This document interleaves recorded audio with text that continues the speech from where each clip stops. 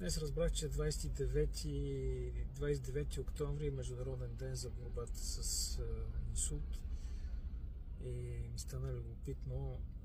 Мисля, че е една добра дата да започна тези видеа, тъй като аз изкарах инсулт точно преди 3 месеца и точно се връщам от една от болниците, в която ходя за рехабилитация.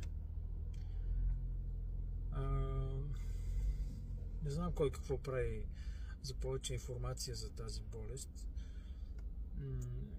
Когато аз изкарах инсулт, аз нямах никаква информация за тази болест.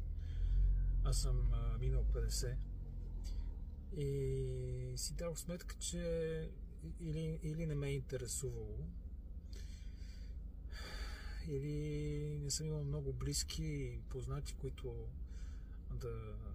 да имат тази болест, и някаква друга причина, но аз лично не знаех какво да очаквам, не знаех как да се предпазя, не знаех абсолютно нищо. Свари ме посред бял ден.